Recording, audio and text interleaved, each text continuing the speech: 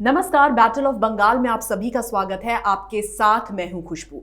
अमित शाह ने पश्चिम बंगाल पहुंचकर ममता बनर्जी की धड़कनें तेज कर दी है और उनकी मौजूदगी में वहां पर 9 विधायक, एक सांसद, एक पूर्व मंत्री और एक एमओएस ने सदस्यता ग्रहण कर ली है बीजेपी की, और इसके साथ ही तमाम लोग बीजेपी से जुड़ गए हैं। और इन्हीं सब पर चर्चा के लिए हमारे साथ स्टूडियो में मौजूद हैं कैपिटल टीवी के editor in chief doctor Manish Kumar. Doctor साहब, बहुत बहुत स्वागत है आपका। धन्यवाद। डॉक्टर साहब, जिस चीज का डर था ममता को, आखिरकार वही हुआ। लगातार झटके पर झटके लगते जा रहे हैं ममता बनर्जी को। देखिए, ये झटका नहीं है। आज अमित शाह ने जो काम किया है, ये ममता तो सपने में भी नहीं कभी सोचा होगा कि कोई विपक्ष, खास करके बीजेपी का कोई लीडर उनके गढ़ में घुस के उनको ललकार दे और टीएमसी कुछ कर ना पाए। ये तो कभी उन्होंने इमेजिन भी नहीं किया होगा। क्योंकि आपको मैं बताऊं, इतने सारे डिस्कशंस हो रहे हैं जी। ये जो मिदनापुर है, यहां पे 2 संसद का क्षेत्र पड़ता है। संसद के चुनाव में जब पार्लियामेंट्री इलेक्शंस हुए थे, इसमें से एक टीएमसी जीती थी और एक बीजेपी जीती थी। लेकिन इस बात को ध्यान रखिए कि ये जो बहुत सारे टेलीविजन चैनल पे जो आंकड़े चल रहे हैं जी कि लोकसभा में 18 सीट बीजेपी जीती थी, 40% वोट आया था। लोकसभा का चुनाव बिल्कुल अलग है जी। वहां प्रधानमंत्री मोदी के नाम पे लोग वोट देते हैं, और चूंकि ममता के टक्कर का कोई लीडर अभी तक बीजेपी वहां पे खड़ी नहीं कर पाई है, तो वो इक्वेशन जो है वो अलग है। ये मैं इसलिए बता रहा हूं क्योंकि तब आपको ये बात समझ में आएगा कि कितना इंपॉर्टेंट जगह आज अमित शाह ने ये इतना बड़ा कारनामा किया है जी।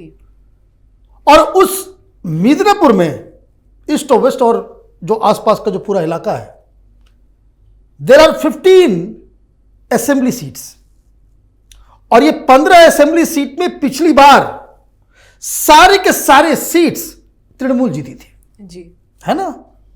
अब ये समझिए कि बीजेपी एक ऐसे इलाके में जाकर के इतना लाख से ऊपर लोगों की रैली कर रही हो, वहां पे एमपीज, एक्स एमपीज, एमएलएज, मंत्री, चेयरपर्सन्स, तमाम हजारों लोग एक साथ भारतीय जनता पार्टी को ज्वाइन कर रहे हो।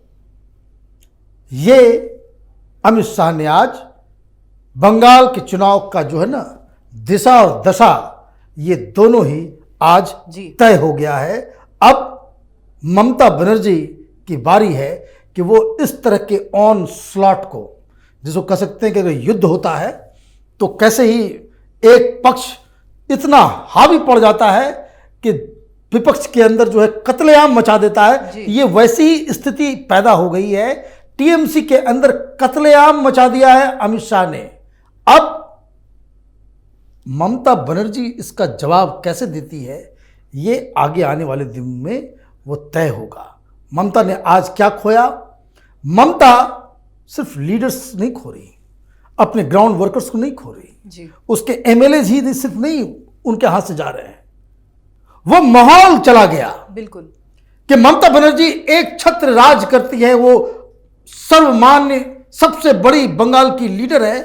वो तमगा जो है आज अमित शाह ने बड़े ही कायदे से उससे छीन लिया है। और मैं इसलिए ये बात कह रहा हूं कि जिस तरह का रिस्पांस टीएमसी की तरफ से अभी कल्याण बनर्जी को मैं सुन रहा था, कल्याण बनर्जी ये कह रहे हैं कि सब झूठ है। आपको सिजोफ्रेनिया है क्या? ये टीएमसी के लोगों को सिजोफ्रेनिया हो गया है क्या? ये कह रहे ये झूठ है। वहां पे जितने लोग जो आए हुए थे वो टीएमसी के लोग नहीं थे। अरे सारे लोग स्टेज पे खड़े हैं, शुभेंदु आपकी पार्टी का नहीं है वो इलाका। वो कह रहे हैं कि भाई बाहर से लोग आए। ये बड़ा दिक्कत है इनको जी। इनसाइडर आउटसाइडर, बाहरी अंदर, यही सब करते रह जाएगी ममता बनर्जी जी। अगर ये प्रशांत किशोर के चक्कर में अगला 1-2 महीना और रह गई तो ये यकीन मानिए कि मसला टीएमसी के लिए बहुत ही खराब होने वाला है। क्योंकि ये झारखंड, मेरे बहुत सारे दोस्त हैं, जेएनयू में मैं पढ़ा हूं, आधा जेएनयू बंगाली था, फोन करके मैं पूछता हूं तो वो हंसते हैं, वो कहते हैं कि भाई ये कौन सी, ये क्या बात है भाई। 18 एमपी जो चुन के गए हैं बीजेपी के, वो क्या टिम्बकटू से आए थे, नाइजीरिया से आए थे क्या? वो तो बंगाल के ही है जी। लोग वोट देने वाले कौन हैं? वो क्या पाकिस्तान से आते हैं? वो तो बंगाल के लोग ही हैं जी। तो ये जो पूरा जो ममता बनर्जी, चूंकि इनके पास बताने के लिए कुछ नहीं है, शी हैज डन नथिंग, कोई वर्क नहीं है, कोई, आप देखिए बहुत सारे, कम से कम आप एक एग्जाम्पल मैं दे रहा हूं, अखिलेश यादव चीफ मिनिस्टर थे, उन्होंने काम किया, ये क्रेडिट नहीं, मैंने कोई आदमी ये ना कहे कि भाई उसके क्रेडिट छीन ले, जिस तरह का हाईवे उसने बनाया जी। आगरा से लखनऊ का जो एक्सप्रेसवे है, मार्वलस वर्ल्ड क्लास एक्सप्रेसवे है, उन्होंने काम किया, सब कुछ किया। चुनाव हार जीत देखिए अपनी जगह पे है, लेकिन अखिलेश यादव के पास ये कहने के लिए जब चुनाव में था तो वो कहते थे कि भाई हमने ये किया, हमने वो किया, ये एक्सप्रेसवे बनाया, हमने ये ब्रिज हमने बनाया, हमारे जब ये तमाम उसने काम किए थे वो गिना रहे थे जी। ममता बनर्जी के पास बताने के लिए कुछ नहीं है, ममता बनर्जी के पास बताने के लिए कुछ नहीं है। नॉट इवन इन कोलकाता कोई प्रोजेक्ट जो है सही ढंग से वो कंप्लीट हुआ हो। 10 साल में दिल्ली कहां से कहां बदल गई। कलकत्ता के लोग दिल्ली नहीं आते हैं क्या? वो देखते नहीं कि भाई किस तरीके से यहां पे सड़कें बन रही है, या किसी दूसरे राज्य में नहीं जाते हैं? बिल्कुल। तो ममता बनर्जी के पास बताने के लिए कुछ नहीं है, तो आपको हेलुसिनेशन हो रहा है कि भाई ये जो कॉलेज ग्राउंड में आज मिदनापुर में जो लोग आए थे वो आउटसाइडर थे, वो टीएमसी के लोग नहीं थे। अब इस तरह की बातें, तो उसका वक्त तो चला गया है, अब टाइम इंट्रोस्पेक्शन करने का है। बिल्कुल। कि भाई आपके पास किस तरीके से आप इस एक्सोडस को जो है रोक सकें। और मनीष जी, अमित शाह ने सीधे तौर पर आगाह किया है ममता बनर्जी को कि जिस तरीके से ममता बनर्जी ये समझ रही हैं कि जेपी नड्डा पर हमला करके उन्होंने डरा दिया है बीजेपी को, तो ऐसा बिल्कुल भी नहीं है और बीजेपी इसका पूरी तरह से माकूल जवाब देगी। अब जवाब तो दे दिया गया, अब तो जवाब और क्या होना चाहिए? ये मैंने आपको उस दिन कहा था कि ये जिम्मेदारी अमित शाह के ऊपर है। बिल्कुल। कि आपका अध्यक्ष वहां जाता है, उसी इलाके में गया है और वहां पे उस पे हमला हो जाता है, तो आप किस तरह का जवाब देते हैं? तो आज जो जवाब दिया गया है, इसको कहते हैं कि सूद समेत जो है कर्ज जो है उसकी अदायगी कर देना जी। तो सूद समेत जो है उन्होंने अदायगी तो कर दी है, और उसके बाद ये कहना कि अभी जवाब पूरा नहीं हुआ है, इसका मतलब है कि अभी तमाशा और होने वाला है। बंगाल की राजनीति में अभी और बवाल मचने वाला है। कई और भी नेता टीएमसी के जो है वो भारतीय जनता पार्टी में आने वाले हैं। जी, जैसा कि आपने कहा कि कई और नेता भी आने वाले हैं, तो कैलाश विजयवर्गीय ने भी ये बात कही थी कि अभी बहुत से लोग आए हैं और जनवरी में और भी लोगों को टीएमसी से बीजेपी का रुख करना है। वो क्यों जनवरी क्यों? जनवरी क्यों कहा जा रहा है? वो इसलिए कहा जा रहा है कि ममता बनर्जी विंडिक्टिव किस्म की लेडी है। अभी कोई पार्टी छोड़ देगा तो उसके बच्चों को गिरफ्तार करवा लेगी, तो उसको ऊपर केस करवा देगी, जैसे अर्जुन सिंह के ऊपर जी 64 केसेस जो है आपने डाल दिए कि वो आपकी पार्टी छोड़ करके वो बीजेपी में चले गए। हालांकि सुप्रीम कोर्ट से अब सबको राहत मिल गई है कि अब कोई गिरफ्तारी नहीं हो सकती, कुछ नहीं हो सकता, लेकिन ये विंडिक्टिव लेडी है इसलिए वो काम करती। जी। तो सारे लोग इंतजार कर रहे हैं किस चीज का? कि इलेक्शन कमीशन चुनाव की घोषणा करे, मॉडल कोड ऑफ कंडक्ट लागू हो जाए, तब ये सारे अधिकार जो वर्तमान सरकार ममता बनर्जी के पास ये खत्म हो जाएंगे। पुलिस का कोई उनके ऊपर कोई अख्तियार नहीं रहेगा, कोई अधिकार नहीं होगा, वो तंग नहीं कर पाएंगी। और जब ऐसा होगा तब काफी संख्या में जी तृणमूल के जो लीडर हैं, जिनको लग रहा है कि पार्टी हार रही है, जी। इट्स अ सिंकिंग शिप, और इसलिए ये जो दावा किया जा रहा है इस दावे में दम है। मैं एक और बात कह रहा हूं, बड़े लीडर हैं अर्जुन सिंह बैरकपुर के, वो टीएमसी में थे पहले, जी। जैसे मुकुल दा हुए उसी तरीके से शुभेंदु अधिकारी हुए, उसी तरीके से अर्जुन सिंह, ये सब पावरफुल लीडर्स। उनका ये कहना है, मैं बयान सुन रहा था कि तृणमूल कांग्रेस थर्ड पोजीशन पे आएगी। तो रिपोर्टर ने पूछा कि थर्ड पोजीशन का मतलब, बोला कि हम तो 200 सीट के साथ सरकार बनाएंगे और बाकी जो सीट्स हैं उसमें जो सेकंड नंबर पे जो पार्टी रहेगी वो अगर लेफ्ट और कांग्रेस पार्टी का अलायंस हो जाता है तो तृणमूल कांग्रेस से ज्यादा सीटें जो है उस अलायंस को मिलेगी। अब ये स्थिति पैदा हो रही है तो आप समझिए कि बंगाल की राजनीति में किस तरीके का एक उसको कह सकते हैं तूफान आ गया है। जी, और शुभेंदु अधिकारी ने जिस तरीके से बीजेपी ज्वाइन कर लिया है तो उन्होंने ये भी कहा है कि बहुत ज़्यादा ज़रूरी था भ्रष्टाचार जिस तरीके से पश्चिम बंगाल में फैला हुआ था, ममता बनर्जी ने जिस तरीके से फैलाया हुआ था, तो उसे बचाना बहुत ज़रूरी है। इस वजह से बीजेपी को यहाँ की सत्ता थामनी ज़रूरी है। देखिए, भ्रष्टाचार तो बंगाल में है जी, और भ्रष्टाचार का जो स्तर है बंगाल के अंदर वो हिंदुस्तान के दूसरे राज्य के लोग उसको इमेजिन भी नहीं कर सकते। जी, मैं आपको एक एग्जांपल देता हूं। अगर आप घर बना रहे हैं तो आप अपने मन से बाजार से सीमेंट, बालू, छड़, ईंट नहीं खरीद सकते। आप ये समझिए जी, ये किस तरह का सिस्टम है वहां पे। इसको कहते हैं कि सिंडिकेट किस तरीके से काम करता है।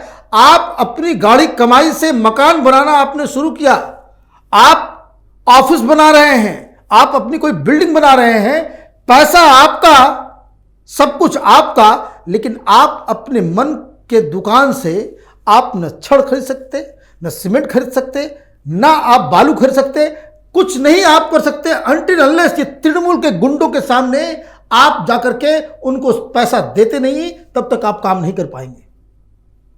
और मैं आपको, आप गूगल कीजिए, आपको मिलेगा कि ये भ्रष्टाचार का ये ममता बनर्जी ने तो तबाह, इसको कह सकते हैं कि जिस तरीके का सरकार उसने चलाया है, ये जरूर मैंने इसको कह सकते हैं कि ये तो पाप हो रहा था वहां पे।